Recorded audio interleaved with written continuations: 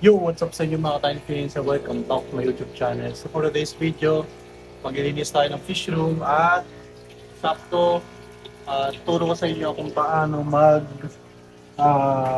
mag-treat ng ick o kaya yung white spot na sakit. So tinamaan yung mga Oscar natin. Pero guys, sobrang active na ito kumain. Sadyang tinamaan na siya dahil medyo na busy tayo sa farm.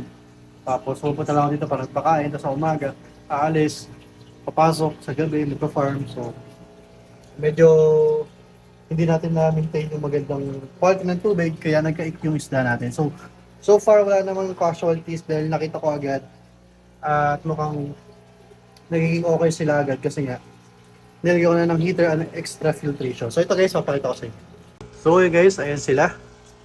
So yung iba, ayan, talagang malaki yung kapit ng ik sa kanila. Yung sa iba naman, meron din talaga. Pero guys, yung appetite niyan, malakas yung kumain. Ayan. So, so far, so good. Pag malakas ang appetite, ibig sabihin, okay pa naman yung isda. So, nagdagdag na tayo ng heater, at nagdagdag tayo ng extra pump, tapos mag-water change tayo dito. Tatanggalin lang natin yung mga dumi na yan, tapos maglalagay tayo ng panibagong tubig. Ano? Dito, okay na yung mga rancho natin. Ayan, active na yung mga yan. Goods na goods. Meron dito guys, meron isa dito na medyo may bloat, na bloated, nasa na yun? Basta medyo may tama yung isa dito. Siguro naka-recover na rin. Hindi ko na lang kung saan na yun. Pero yun, ilang piraso na lang ba to? Yun sa dulo yun. So, kailangan ko pa dapat ihiwalayan, i-isolate para mas makarecover siya ng maayos. Ayusin ko lang siguro itong isang tank dito.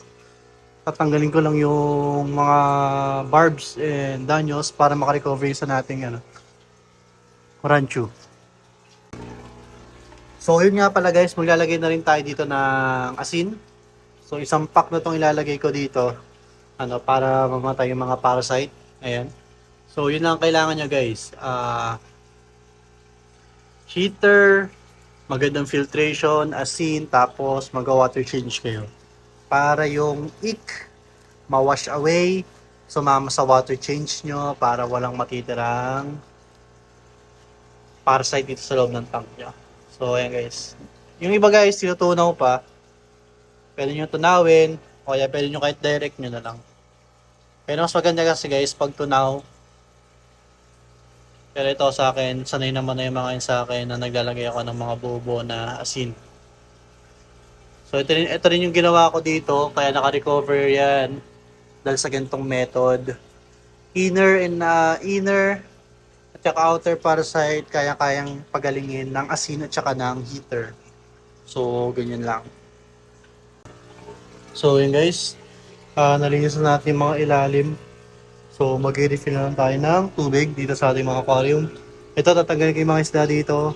Scrape ko lang to, tapos lalagyan natin dyan yung ating rancho. Para hindi siya ma-stress. Kasi medyo nabubuli siya dito dahil nga medyo nagkakaroon siya ng problema. So guys, tara maglagay tayo ng tubig dito. So yun guys, dito nag-refill na tayo ng tubig, tapos dito natapos na. Ayan. So ito yung mga Oscar natin. So far so good, wala tayong casualties. Siguro within this week, magiging maayos na to. So ibaba camera ko lang dahil meron ako nakita medyo hindi ganun ka-okay. So ito guys, medyo malaki. May tama talaga siya. Yan. Medyo malala yung tama na ito. Makikita mo kasi sa galaw niya guys. Sobrang pale ng kulay, sobrang tamlay. So yan guys, medyo 50-50 yan. Pero the rest, makikita nyo guys yung kulay na ito, talagang hindi siya ganun ka-pale color. Hindi malabo kasi guys yung grass. So yan, ito guys, okay na okay itong mga to. So bigyan natin sila ng pagkain ulit. Kaunti na lang. Okay, so active na active. Kasi ito guys talaga, ito mga to, prone talaga sa mga white spot dahil nga sa tubig nila, pero eventually masasanay din sila sa mga ganyang sakit. magiging ano yung mga yan, invincible. Dahil syempre yan, minsan nga guys sa mga mud pan yun pinapalaki. So, ayan guys. So ito guys, yung aquarium na hindi pa natin nalilinisan. Yan. Sobrang satisfying yung tanggalin. So, wala pa tayong panungkit ng dumi dyan guys, kaya ito muna. Ito muna mga to. Yan, malinis na yan. Yan, malinis. Malinis. Malinis. Ito, hindi pa to linis. Yan. So yun guys, kakalaw na sila ulit. Kaya maganda talaga, kinakaskas siya. So ito, nag-refill na tayo ng tubig. Yung napag-isipan ko guys, yung rancho natin na isa dito na lang siya muna. Parang mas ramdam ko na mas makaka-recover siya dito ng ayos. Siguro pag ito na-cure na, hugasan ko yung heater, lipat ko dito sa taas. Stocks natin, marami pa. Tara guys, magpakain muna tayo ng mga glow tetra natin. Feeding time muna tayo para makarelax-relax. So ito mga to guys, kumaunti na to dahil nagtatago dito. Yan guys, ang daming lumalabas dito.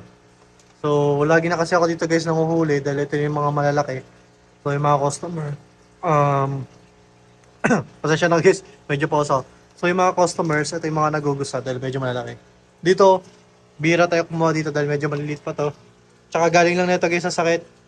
Ayan o, pero fully recovered na yan. Fully recovered na itong mga to.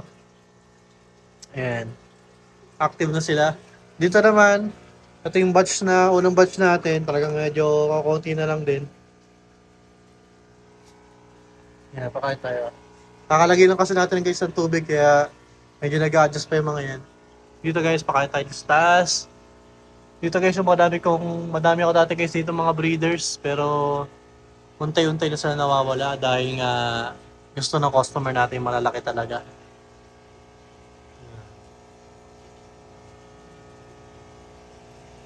Kakahuli lang kasi guys, kaya medyo hindi sila ganun ka-active kumain. Kala nila hulin sila. Tapos syempre dito naman ay ito na yung next na pagkukunan natin ng mga pang sale natin. Dahil medyo lumalaki na itong mga to.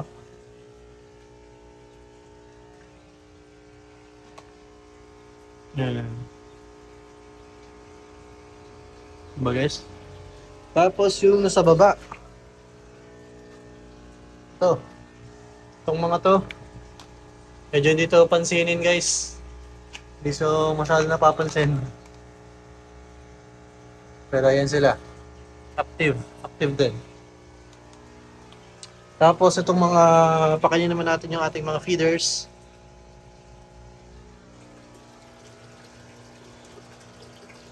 Tsaka ating hammerhead. Sila. So, grabe guys, ubos na agad. Ang linis. Dito, malinis. Yan. Dito din, ubos na rin. So, yan, matatakaw talaga yan guys. Yan, nagkain na sila. So, yun lang guys, quick update lang sa ating fish room. So, lagi ko pinapaalala sa inyo guys, pag water change, maglagay kayo ng lagayan, pang-stock nyo ng tubig, para pag nag-stock kayo na galing gripo, ang mga 3 days magagamit ko na siya. So, kahit mag 100% pa kayo, basta na-stock nyo. Pero syempre, consider din natin yung temperature. Kung sa same room temperature at pag 100% kayo, pwede naman. Ano ba ibig sabihin ng same room temperature? Kung yung aquarium mo nandito at yung stock na tubig mo nandito rin sa loob ng kwarto na to, pwede mo yung gamitin. Pero syempre, suggest ko sa inyo, hinay-hinay lang sa pag-water change kahit naka-stock para iwas tayo sa mga casualties. So, pwede rin gumamit ng mga chlorine. Kaso nga lang guys, yung mga anti-chlorine, medyo pumapalya na ngayon dahil minsan siguro yung laman nila ay puro tubig, mga ganun. Yung mga ganun ako na-experience at kahit anong dano mong ilagay, hindi pa rin ma-epekto at namamatay yung mga isda natin. So, ingat-ingat guys sa mga paggamit ng mga chemical sa mga ganyan. Tapos, ayan. Bibigyan ko lang guys kayo ng update sa ating mga isda. Napakadami nating isda. Pati ito guys, so dito ko na nga nilagay yung ating fish food. Dalawa na tayo mapaglagyan. Yung mga ilaw natin nandito na. So mag-upgrade pa tayo soon guys. Medyo maghanap lang ako ng magandang lalagyan ng mga isda natin para syempre tuloy-tuloy yung pagdami ng ating mga isda. Magsisimula na ulit tayo mag-breed. So tatuyin nyo, sino bibili natin dyan. So mag-breed natin ito, susubukan natin siguro by next video. Papakonditioning ko muna sila, papalaking ko muna para siguradong fertilize ang ating mga eggs at 100% na mag-success ang ating breeding. So hey guys, don't forget to follow and like my page sa Facebook, Thailand Fishes, and don't forget to like this video and subscribe to my channel. So yun na guys, maraming salamat sa inyo. Keep safe and God bless. Babush!